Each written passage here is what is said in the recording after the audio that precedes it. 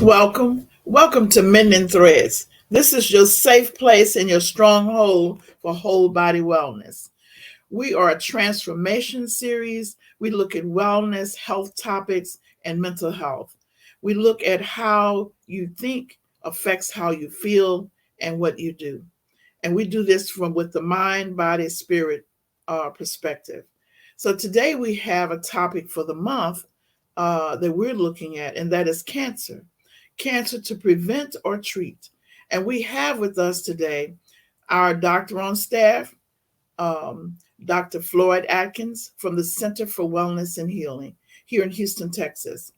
Of course, now he has taught abroad, he's taught nationally. Every time I talk with him, he's somewhere else. So I want to welcome Dr. Floyd Atkins from the Center for Wellness and Healing. Thank you. Okay, Dr. Atkins, Yes. I know that you have talked on some topics. Your last topic with us was King colon, so to speak. And we looked at how that related to a lot of health problems. And today we want to really look at the topic of cancer to prevent or treat. And we want to try to start off with it at a level to take people through the process of cancer or what health is. So I'm just going to ask you, how do you look at or define cancer? You know, everybody got a different way to define or what cancer is. But how do you look at cancer? How do you define that?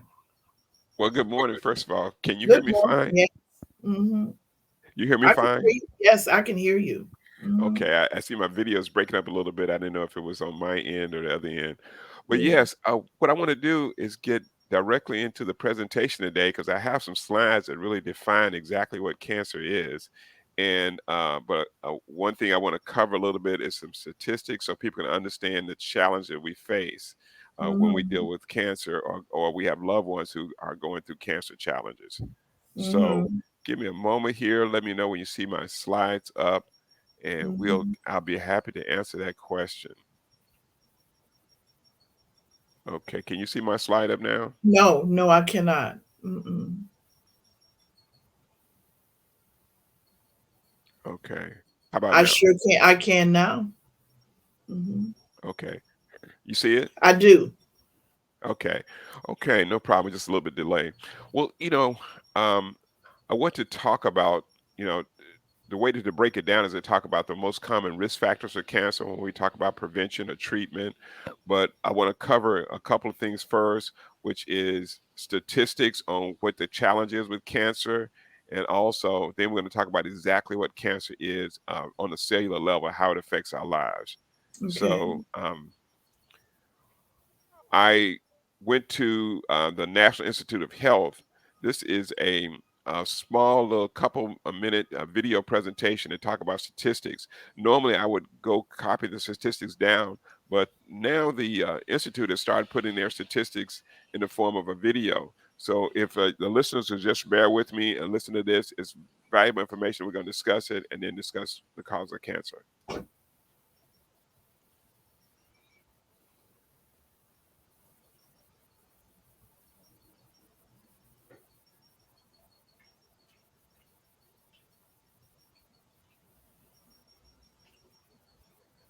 It's not doing or Do saying you hear anything. it? No. Mm-mm. Okay. Well, what this Maybe video a is little saying, button. Maybe you have to punch a little button on something. I see a little uh, pink I button I can there. hear it clearly. I don't. Oh, no.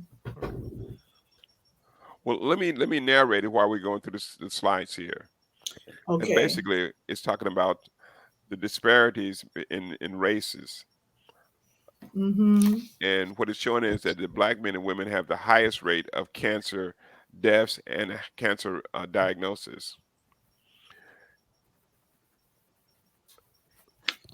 Now, and when it comes to colorectal cancer, again, black people and black women have the highest rate and also the highest death rate of colon cancer.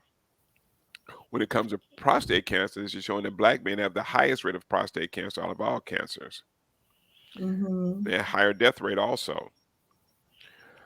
And since this is National Breast Cancer Awareness Month, when we look at breast cancer, Black women have the second highest rate of diagnosis, but they have the highest rate of death when it comes to cancer. Mm-hmm. When we look at Asian Americans and Pacific Islander Americans, they have some of the lowest rates of cancer as an ethnic race or group. Mm-hmm. But when it comes to liver cancer, they have the highest rate of diagnosis, and they also have the highest rate of death when it comes to liver cancer. Now, with cervical cancer, it's Hispanic women who have the highest rate of diagnosis, but Black women have the highest rate of death when it comes to cervical cancer. And I think these are important facts that we should understand when it comes to these death rates. So, so people in low socioeconomic groups and people living in geographically isolated areas who have a lack of medical care, who don't have the opportunity for early detection or screening, really, they think that's the underlying factor when it comes to all of these different types of cancer and why they're higher in minority communities than are in the majority population. This talking about triple negative breast cancer is more common in Black women, and Mm-hmm. that's research that needs to be addressed, but it's not being followed through the way it should be. Genetic mutations may contribute to this to disparity, even when it comes to colorectal cancer, and I think that really goes back to our diet. Mm-hmm.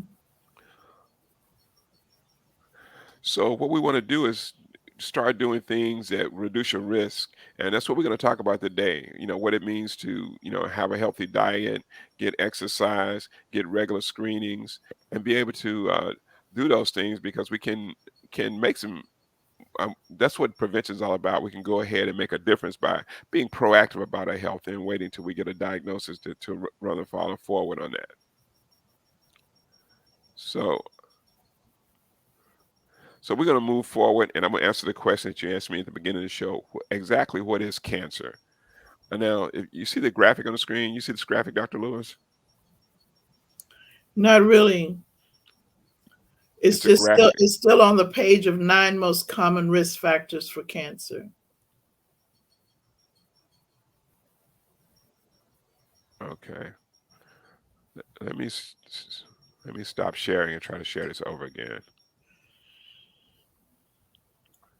This is a Um, real important topic that we're talking about, and I knew that from people in my family and illness and different things, but somehow I was reading it, and it was saying that people hear the word, they become fearful of the word, but they truly don't understand the power that they have with this word, with the word cancer. yes, it and the word is actually causes fear in people's lives too. Hmm. Now, can you see the graphic? Yes, I see. What is cancer? What is cancer? Okay. This is a question you ask, and I want to show it visually first before we talk about it in detail. And number one, Okay. up in the upper left-hand corner here, if you can see my Yes. pointer, is showing what an actual cancer cells look like. This is a typical cancer type cell. It's a abnormal cell when it comes to the other cells in our body. And the bigger graphic over here on the right shows these chains, this like this spiral ribbon, and that's what a DNA looks like. Our DNA, and our DNA are building blocks of proteins. They are building blocks to direct our cells, our bodies, our organs, what to do, and how they appear. DNA is really the key factor when it comes to life, but it shows a little break here. I'm showing a break in the DNA. This is a DNA chain that connects these two DNA strands. And with cancer, what happens? Cancer is a cell that comes in here and causes DNA strands to be damaged or broken. They can be broken in many, many ways, but mainly because the DNA is disrupted and the DNA doesn't do what it's supposed to do. And when the DNA acts abnormally and the cells, it produces an abnormal cell. So that's kind of what we refer to as cancer. So when we look at a term or a definition, cancer is a term used to describe a large group of diseases. This is not just one thing that are characterized by cellular malfunctions, which means the cells in our body, in our DNA strands, that make up our DNA strands tend to malfunction. Healthy cells are programmed to know what to do and when to do it. But cancer cells do not have this program. Therefore, they grow and replicate out of control and serve no physiological function. So when we have a cell that is normal or it's not cancerous, it knows how long to grow. It knows what to do. It knows how to signal other cells, and it has a lifespan and it dies. With cancer cells, they grow. They don't give a particular message. They don't direct organs what to do. Sometimes they direct organs with misinformation or bad information, and they grow out of control, and it causes what we call a physiological damage, where our organs are not functioning the way it's supposed to. And so we term that type of cell a neoplasm. That means a new plasm or a new cell that's growing there, and that's really where the problem comes in. Now, when we talk about what is cancer, the most disconcerting part of this is the ability of a cancer cell to create stem cells. And you have your regular cancer cell and you have a stem cell. A stem cell is a cell that develops, that produces other cancer cells. Rather than producing normal tissue cells, it produces other cancer cells. And that's one of the biggest problems in our fight to overcome this cancer epidemic that we have in the world, because our research and so far has been designed to address cancer cells and kill them. We use chemotherapy, we use radiation, we use surgery to try to eliminate cancer out of a person's body. But by doing that, chemotherapy doesn't recognize a stem cell, because a stem cell doesn't look like a cancer cell, so it can evade those kind of activities.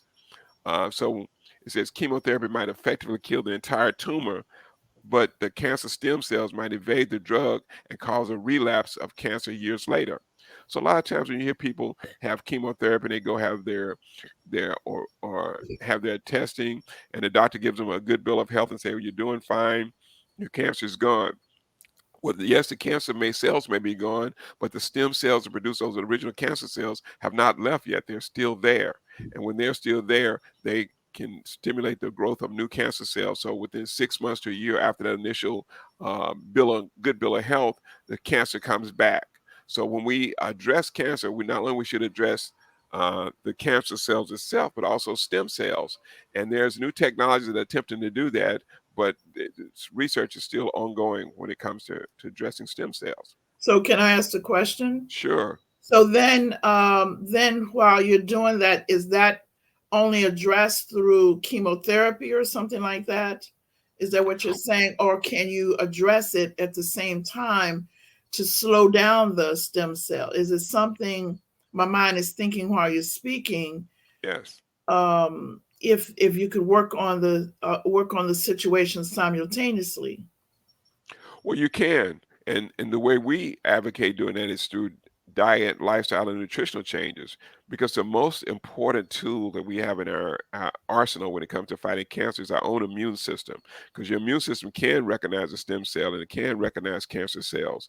But a lot of times our immune system is either too weak, or it has been eliminated, or it's impotent when it comes to fighting these diseases because of our diet again, our lifestyle again, the stresses that we're under. It's so many things that affect immunity. So by having a healthy lifestyle, when it comes to diet, when comes to getting proper exercise, when it comes to eating more organic foods rather than foods with pesticides in it, because the more contaminants and the more toxins we put in our body, Mhm. the more it Mhm. weakens our immune system. And I think that's one of the biggest problems with the standard American diet, or with people who live in this country, is that our immune system are chronically weak because of the way we eat and the way we live, going back to the processed foods and going back to stressful living. So I hope that answered the question. Yes. Hmm. Yeah. So when we move on, let's talk about some of these risk factors, because these are the underlying causes that we have to address when it comes to dealing with cancer. And again, cancer is just a name for a damaged or altered DNA cells that grow out of control. It depends on what organ they grow in or where they grow in will determine what type of cancer we want to call it. But it all comes back to the same underlying factor, that our cells have been damaged. Now, the risk factors, again, they're multifactorial. It's not just one thing that causes cancer. It's always a combination of things that come together. And number one, exposure to cancer-causing agents. There are a lot of chemicals and a lot of things in our environment that we expose ourselves to that cause cancer. So when you expose yourself to the agents, um, that's one of the original risk factors. So from an educational standpoint, we want to educate ourselves and know what things cause cancer, and that way we can eliminate them from our diet. Number two is cellular mutation. And that's when your cells are damaged or they change because of either toxins, it can be changed because of chemicals, it can be changed because of viral infections. A lot of viral infections are responsible for the beginning of cancer cells. And that goes back to, again, to our lifestyle and our environment. Number three is genetic or hormonal exposure. There's a small percentage of people have cancers that are genetically initiated and or stimulated by hormone exposure, and we're going to talk about that a little bit later. But that's specifically in breast cancer and prostate cancer where we see those types of factors. Occupational hazards. Occupational and environmental factors. That's like asbestos and chemicals that we expose ourselves to, whether it's in our home environment or our work environment, that can contribute to increased risk for cancer. Mhm. Socio and psychological factors, stress, and our emotional well-being is a big factor when it comes to um, cancer and cancer development in our bodies. Chemicals in our food. Chemicals in our food, specifically nitrites, we're going to talk about that, and acrylamides are two big factors that we know, according to the Center for Disease Control, these chemicals in our everyday food, and we eat them, and they are definitely known to cause cancer in humans. And viral factors, whether it's the herpes virus, HPV virus, mononucleosis, any kind of opportunistic viruses or any virus. And what a virus does, a virus is a strand of DNA. It's called an mRNA, a messenger RNA, which is a mirror image of a DNA. So if that DNA actually gets into our own body's DNA, it would disrupt the normal function of our body's DNA and cause the cells to grow out of control. And then what we have is develop a form of cancer. And finally, medical factors. We know that when we treat ourselves in traditional medicine or conventional medicine, we use medications, we use chemotherapy, and we use radiation as forms to treat cancer. But we also know that there are certain drugs, there are certain chemotherapies and radiation. All three of these cause cancers. So you can maybe treating yourself for breast cancer through chemo or bone cancer through radiation, but then you develop lymphoma or you develop another type of cancer based because of the treatment you had before. So again, we have to include those as a factor when it comes to our risk for cancer. Now, when we talked about, we're going to talk about these 9 factors, and number one, we call estrogen exposure. And I'm going to read this because it's important to read the words that people understand this. A woman is at increased risk for some gynecological cancers, breast cancer, and uterine cancer if her system is exposed to too much estrogen as it stimulates cell proliferation in those tissues. So estrogen, and that's where the big controversy came when it comes to using estrogen as a way to balance hormones, or also women who take birth control pills for a long period of time. You have an increased risk for certain types of cancer, like breast cancer, uterine cancer, just from using a birth control pill because you're bombarding your body with this estrogen, and it's a natural stimulus for cancer cells to proliferate. Men, women, and Mm. children suffer from estrogen dominance. And again, estrogen dominance is just saying that there's too much estrogen in our environment that we're exposed to. And then there's a term called xenoestrogen. And xenoestrogen is actually a false estrogen, or a chemical or substance that actually looks like estrogen. And so to your body sees this chemical, and it looks like it as an estrogen, and that chemical can stimulate your estrogen receptor sites, and then it will cause cancer cells to proliferate. So xeno, Which chemical is that that's stimulating it? I'm going to cover them, but here's the classes. Number one, pesticides. Oh, I see what you mean. I Pesticides, see. I yeah, see. Mm. pesticides are xenoestrogens because they have the same chemical structure as a hormone estrogen has in your body. Plastics, A lot of the plastics in our society and in our environment are estrogen stimulators. Industrial waste products, car exhaust. That's why driving around in a heavy congested city with your windows down, breathing car exhaust stimulates your estrogen receptor sites. Certain commercially meat, when you talk about commercially raised meat, because they give hormones and antibiotics to a lot of the commercially raised produce, and they can cause a problem also. Um, Also, um, soaps, much of the carpeting, furniture, furniture plays a role because of the chemicals they use to um, to spray on carpet, and also furniture polishers and furniture cleaners can contribute to that. And there's some examples here I show at the bottom that are estrogen stimulators. Like we Now take it's things. not showing over here what you're reading, what you're discussing. It's only showing what is cancer. If you're trying to show us something, you were trying to Oh yeah, say no, something else. Mm, I was going through the slides. You didn't. You still see what is cancer? yes. Hmm. Okay. Some reason the slides are not progressing because Well, that's I'm on okay. That's okay. You. Hmm. the third slide now.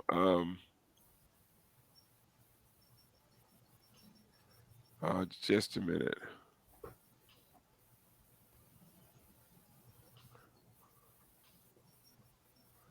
You still, um, I want to see these slides because there's some pictures here. It's important that I think the audience should see, Yes. and Yes. I want them to see them. But for some reason, it seems like they're not progressing.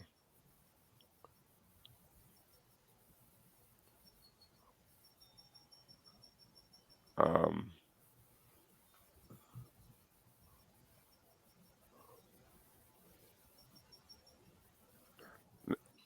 uh, Now, what do you Okay. see now? Yes. Yes. Okay, Yes. Hmm. okay. Well, let me know when. I'll let you know when I change slides. I want to make sure these Yes. slides are You're on changing. estrogen exposure. Yeah, and you see the words there. Most common risk factors. Yes. And under estrogen exposure, do you see a woman? It says a woman is increased risk for some gynecological cancers. Do you Yes. see the paragraph? Hmm. It Yes. said especially breast cancers or uterine cancer. If a system is exposed to too much estrogen, uh, uh, it stimulates cell proliferation, so it causes the cancer to get worse. Now, did you see me change slides there? No. Well, no, you haven't changed yet. Okay, changing on my screen, but somehow it's not Yes. changing here. Hmm. Okay. Well, the next slide says women and children who suffer from estrogen dominance uh, uh, suffer because of environmental exposures from xenoestrogens or false estrogens. It still hadn't changed yet. No. Uh, and so these xenoestrogens and false Mhm. estrogens are, as I mentioned before, they are byproduct of pesticides, plastics, industrial waste products, caustic car exhaust, and commercially raised meat from the food industry, soaps, carpeting because of Scotch guard or stain guards they put on carpeting. That material is actually a estrogen stimulator, and Mm. also in many furniture products, they off gas the formaldehydes in furniture products. Um, Let me see. Yes, it changed just then. Most common risk factors. Hmm. Okay, and do you see? You can see the common risk factors now. Yes. Hmm. Can you read what you see so I can know we're on the same page?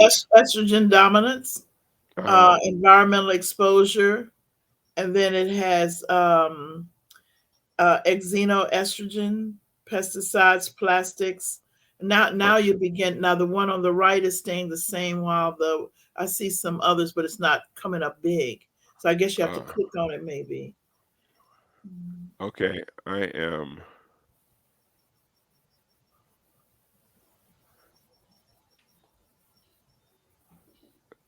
Let me put it in this mode here to see.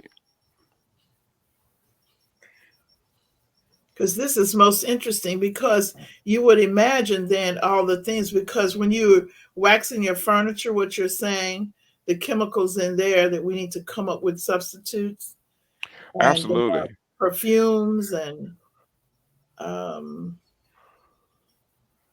And so, do you see women, men, and children right now?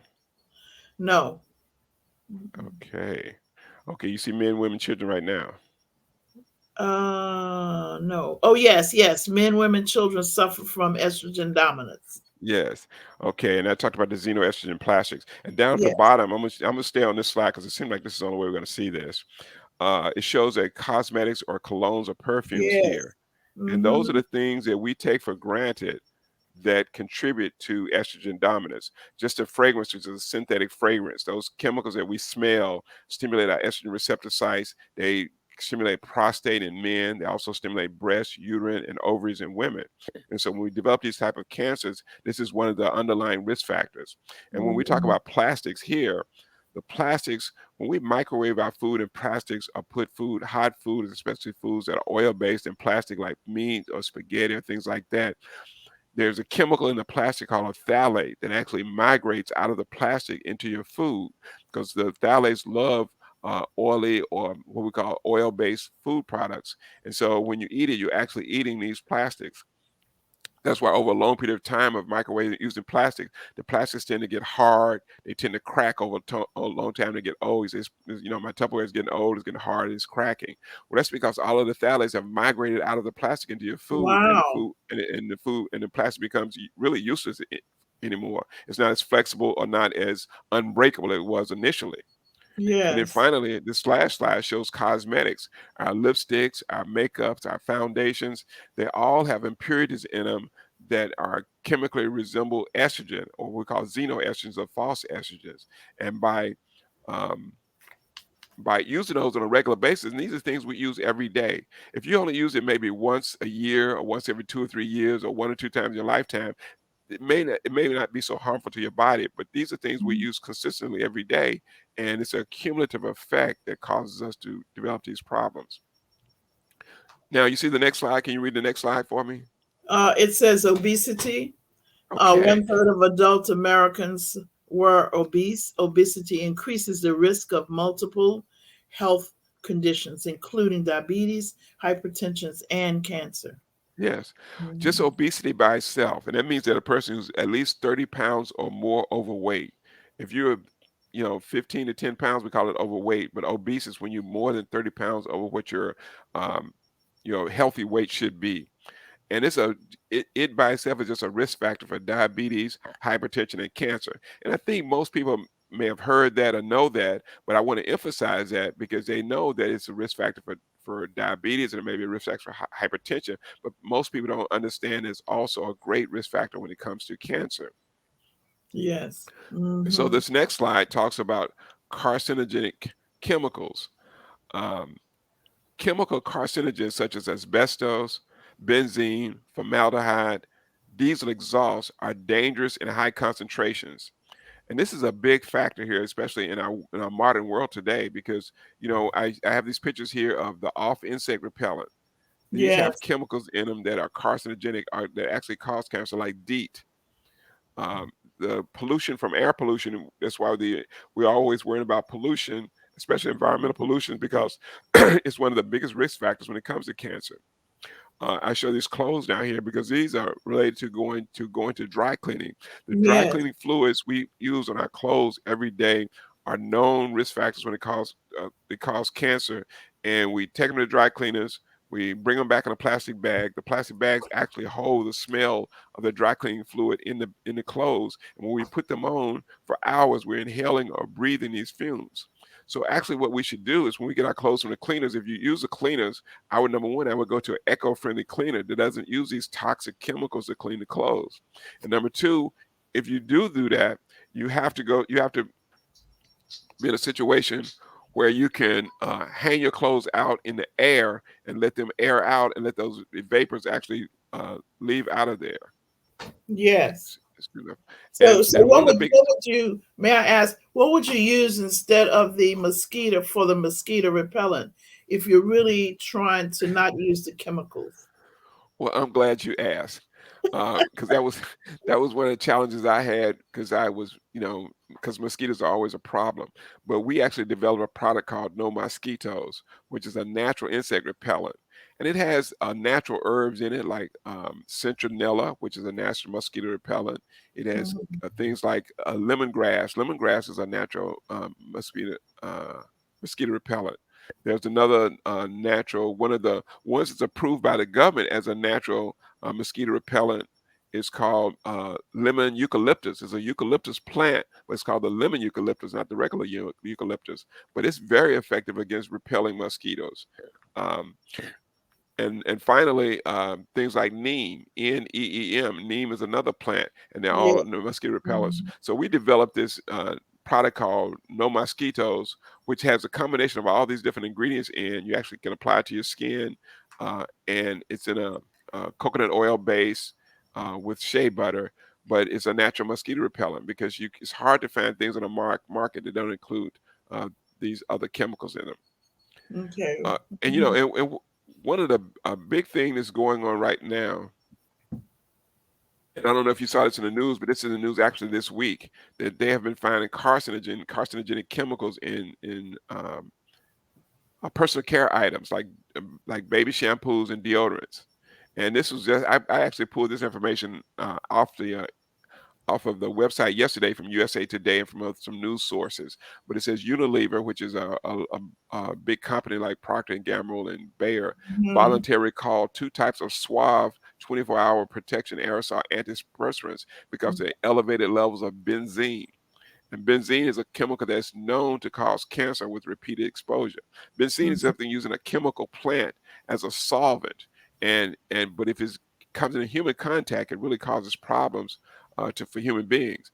Benzene has been detected in hand sanitizers. So a lot of these hand sanitizers we're getting right now in the market, if they if they come from China or come from other places which don't really uh, scrutinize the chemicals in the products, we're putting ourselves at risk. Sunscreens, deodorants, dry shampoos, conditioners, antiperspirants, other deodorants, body sprays, antifungal creams. These are all the products that's most frequently contaminated with benzene.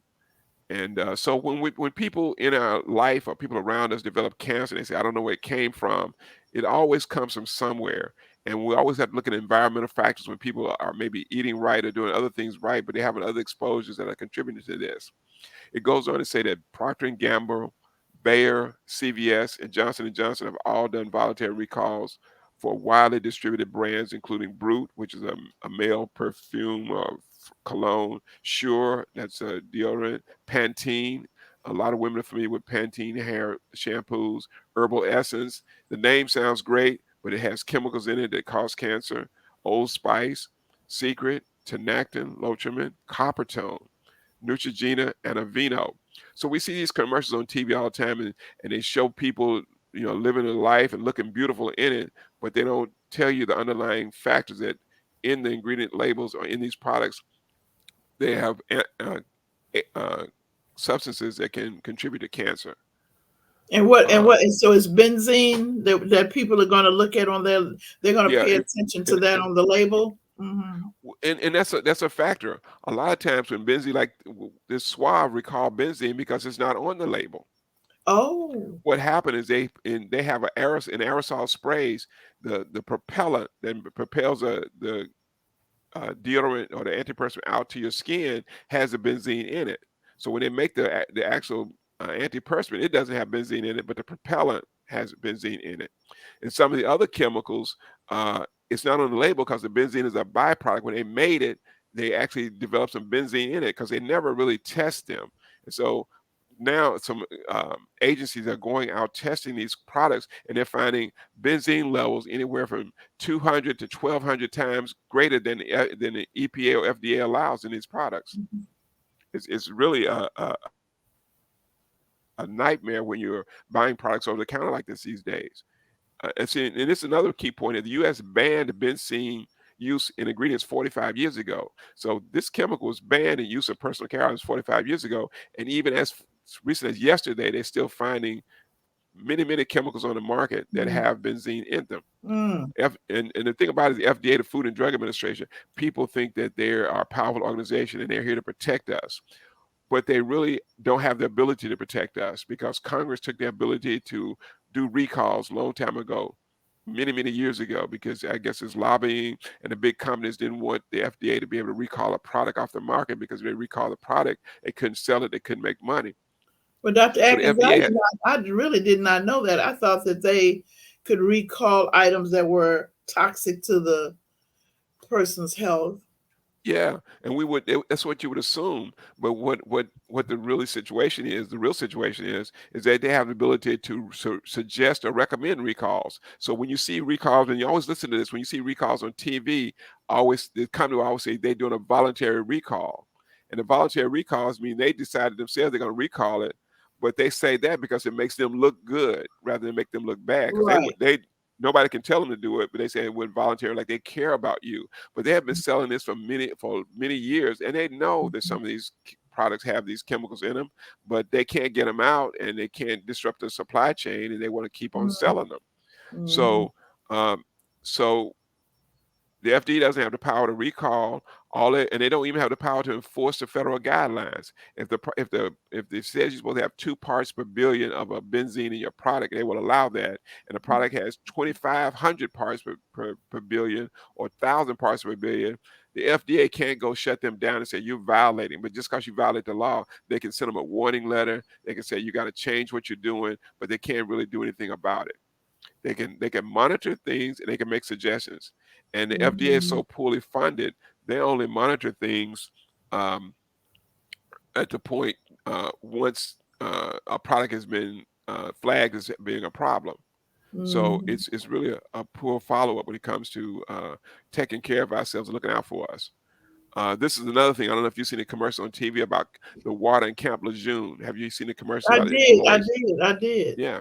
Huh? Well, what that's all about is that back in the 1980s, they discovered that the water in Camp Lejeune was um, filled with toxic chemicals. A chemical called um, tetrachloroethylene is a TCE, and it says some scientists call the worst public water drinking contamination in the nation's history. And this actually started back in the 50s, and it went on to 1983 till they finally started testing the water. Well, I'll read this part here. It says Camp Lejeune water contamination problems occurred with the Marine Base Camp in Lejeune, Jacksonville, North Carolina, from 1953 to 1987. During that time, the United States Marine Corps personnel and families uh, at the base bathed in and ingested tap water containing harmful chemicals at a concentration from 240 times to 3,400 times the Mm, current safe levels. So if you can imagine that they have a safety level and you're ingesting a chemical 3,400 times greater than safety levels, what kind of effect is it going to have on your body? You don't need too many options to develop a cancer. mm-hmm. Another big thing is called forever chemicals, and this is forever chemicals is a term that is coined by the EPA, the Environmental Protection Agency, and it's a chemical called PFAS. And the PFAS is a classified of synthetic chemicals used to manufacture consumer products, but they linger in the air and the water and the soil, and they don't go away. And they don't go away, and you actually cannot filter them out of the water. So they call them forever chemicals because they're here with us forever. Once they make this chemical, this synthetic chemical, there's nothing to break it down. There's nothing in the environment to break it down, so it stays there. And these chemicals, again, cause cancer.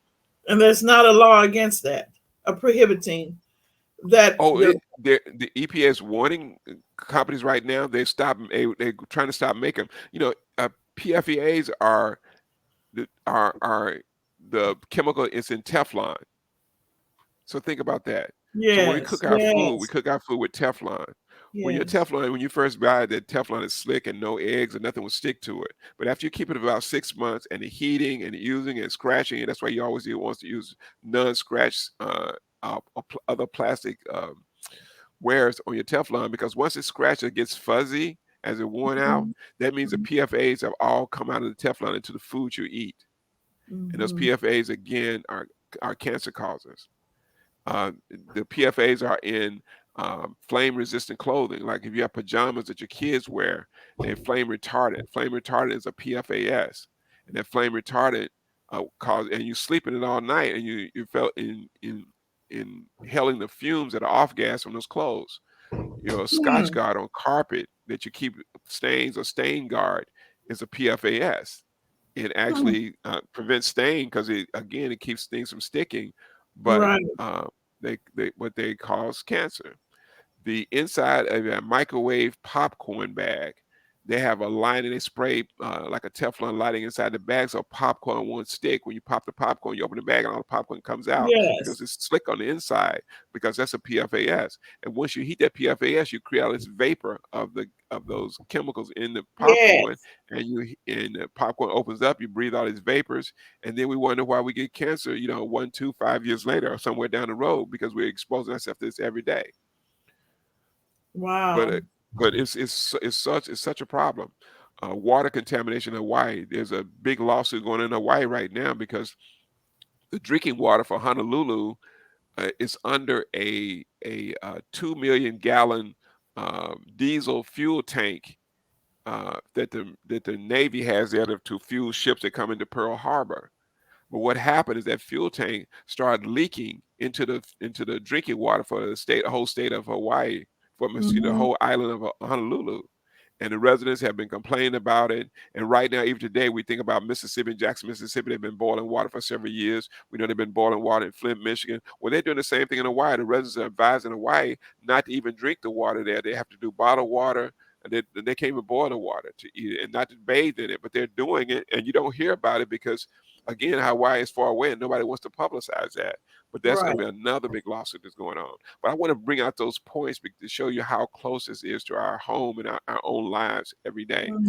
And just because I talk about these other cities, Houston, Texas itself has its own set of problems. And that's a whole nother lecture, because we have chemical spills, and we have the area with some of the most largest chemical plants in the whole nation,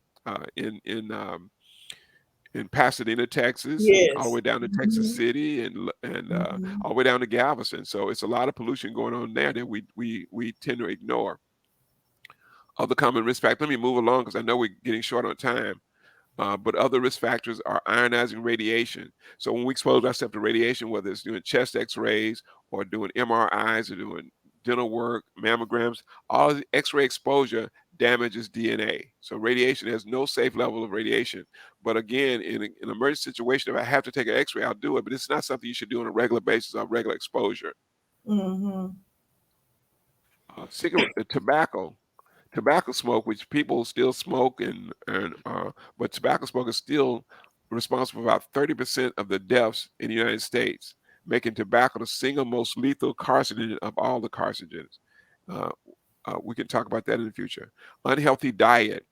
An unhealthy diet, or diet high in saturated fats, especially from red meat, is associated with colorectal cancer, associated with prostate cancer. So when we're eating foods that are high in these two carcinogens that I really wanted to talk about, which was the nitrosamines, which we see, and also acrylamides, uh, that's in our food industry, which contributes to our risk for cancer. Carcinogens in food includes pickled or smoked foods, smoked fish, meats treated with nitrite. That means the meats have been cured. When you say cured bacon or cured ham, that means it's been treated with nitrite. And that nitrite is not carcinogenic when you eat it, but once it goes into your body and your body digests the food, the nitrite gets turned into a chemical called nitrosamine. And nitrosamine is definitely a cancer causer. So I just Uh, have one question here. So I'm yes. thinking I'm eating pickles, and I'm thinking that pickles are healthy because they um are foods that like sauerkraut or something like that. So you're telling me that Oh, I'm taking. Hmm. yeah. No, I'm saying when we pickle, it's when you salt, pickle, or and smoked foods. Um, Oh, I see, I see, I see, I see. Okay, I when you just. pickle, they pickle fish, they pickle Yes, meats yes, more so yes. than I pickles see. themselves, not pickles themselves. It's I see. pickled foods. Yeah. Hmm. So yeah, no, the sauerkraut, those things are good for you. They're immune stimulators. Okay And when then. we have things this grilled meat that's cooked over a charcoal grill, it's broiled, a char grill, that's a definite carcinogen because the the burn parts of the charcoal grilled parts of those meat products develop a carcinogen called acrylamide, which is known cancer causer. Also, Mhm. nitrosamines are found in cosmetics. They don't list them on the label in cosmetics because it's considered an impurity that's produced when they make cosmetics. They have some small amount. They have maybe 3% impurities or 2% impurities, but those impurities, which is nitrosamines, are cancer causers. Nitrosamines are commonly found in meat products like bacon, hot dog, and sausage because they've all been cured or they've all been smoked in a way. That's why when you go to a place like Whole Foods, if you were a bacon eater, you would eat something that says no nitrites or uncured. I mean, that would be a safer way to go if you were going to do that or Mhm. eat. I don't recommend eating hot dogs because it's not. That's a strictly a processed food. It shouldn't be eaten. But if you Mhm. did, you want to get things that are not cured or says on the label no nitrites and those kind of things. So when they say kosher, is that what that is? Is when they use the word Kosher, kosher? When they yeah. use Well, kosher. kosher defines a way that they process the meat, the way they kill the animal. It's like one step. It's very close to organic, but it's not necessarily organic because they will give the animal certain products that you wouldn't give uh, they wouldn't be classified as organic. So kosher is a way of keeping meat clean and keep it healthy. They do take extra steps to protect the meat, but no, and it wouldn't have any of these ingredients in it. So I would take kosher over I take what I call conventionally produced or commercially raised food Okay. products. Hmm. Acrylamide. Acrylamide is caused by frying or deep frying or oven baking foods at high temperatures. So when we have things like potato chips, French fries, crackers, breads, chips, and we fry them at a high temperature, it creates acrylamide. It creates this chemical because the starch, when you heat the starch forms this chemical in the grease, and that chemical is known to cause cancer. I mean, McDonald's, Burger King, Whataburger, all these companies know when they serve French fries, they're known it can increase your risk for cancer. They know the chemical on them causes cancer in human beings, but Hmm. the FDA they don't say anything about it. I mean, even with donuts, when you fry starch, white flour to make a donut, you're creating acrylamide. I always say back in the 1990s, they came out with what they call the baked potato chip. You remember baked Lay's potato Yes, chips? They yes, tried to yes. introduce that into the system, and it went out, but people really didn't. Uh, they really didn't like it because the chip wasn't the same. It didn't have that crunchy taste, and it was baked. And people wanted that fried chip. But the only reason this food industry did that because they know the regular potato chips were carcinogenic. They have some of the highest level of acrylamides out of all foods, a potato chip. Hmm. So you want to so potato chips are off my list of what to eat. I don't when I go to a Mexican restaurant, I don't eat the chips and sauce anymore because those fried chips or tortilla shells are loaded with things. So we have to make conscious decisions about what Hmm. we're going to do and how we're going to live. It's not up to the manufacturers because America's a free country, and you're free to live or you're free to die. Hmm. Number seven, alcohol. Most people who drink alcohol heavily are risk for mouth, throat, esophageal, stomach, and liver cancer. And the most recent data that came out about 2 years ago showed that women who have at least two drinks a week, when drink is considered 4 ounces, but if you have at least two drinks a week, you almost double your risk for breast cancer. Hmm. So women who want to prevent breast cancer really have to cut the alcohol out of their diet if they want to decrease their risk. I'm not saying alcohol causes cancer, but they increase your Hmm. risk. So if you increase your risk with alcohol, you increase your risk with eating processed food, you increase your risk with other Right. exposures in your life, you're Hmm. drinking toxic water, you're doing all these other things, and you're stressed out, Hmm. then you create this environment. And I know we're getting short on time. I'm gonna cover this last here, Hmm. and I want to pick up on this next time. I'm gonna recap this. Yes. The next time we're gonna pick up on this. But number eight is genetic predisposition, and these are genetic factors that cause colon cancer and breast cancer, and they're often inherited. But what we have to understand about genetic factors is that 95 90 to 95% of all breast cancers are lifestyle related. It doesn't have to do with whether you are a BRCA2, a BRCA3, or triple negative. It has to do with your lifestyle. according to the National Cancer Mhm. Society. Let me institute. This is not my statistic. This is the National Cancer Institute saying Mhm. that 90 to 95% of breast cancers are lifestyle related. That means the foods we Mhm. eat. That means doing birth control pills. That means smoking cigarettes. That means drinking alcohol. So we do things Mhm. to perpetuate this. It's not in our family genes. So that means that only 5 to 10% of most cancers are genetically related. So if that means we have a 90% chance of controlling or preventing cancer, as opposed to just thinking I'm going to get it because it's in my genes. Uh, Last risk factor is psychological stresses. Evidence from both animal and human studies suggests that chronic stress weakens a person's immune system, which in turn affect the incidence of virus-associated cancers such as Kaposi sarcoma and lymphomas. So if you are under stress or chronic stress, you weaken your immune system and it allows these viruses to attack your body and form cancers. I think again that weakened immune system, which allows the things like the coronavirus, the seasonal flu virus to attack us the way it's attacking us right now, because it's this virus is exposing the health of America. Because again, if we had healthy immune systems, viruses don't really have a chance. There's much evidence to suggest that repressed anger, hatred, resentment, grief are the root emotional causes leading to the development of cancer. Trapped Mhm. and repressed negative feelings are harmful to the body and increase a person's level of stress hormone called cortisol. Cortisol is a hormone that's been found in many studies to directly suppress immune system, allowing cancer cells to exist in the body in multiple forms. And I know, Dr. Lewis, you could talk on this all day about how these emotions will affect a person's physical health or physiological health. Yes, sir. And in addition, suppression of anger, suppression of hate, suppression of resentment, suppression of grief, usually after traumatic event, is also damaging emotional reflex centers in the brain, which causes it to break down. When this center breaks down in that brain, it will send the wrong information to corresponding organs it controls, resulting in formation of deformed cells or cancer cells in our organs. So even if you try to hold this grief, hold this anger, hold this hatred in your body, you create an environment where you send the wrong signals from your brain because you have all this negative energy in your Yes. head system and it's going out to your body and it's telling your organs to do the wrong thing. So we Right. don't realize that Mhm. not only the cancer affect our organs, but our body can affect the cause of cancer. So we're going to pick up here next time and talk about how we save the humans from this. And Right.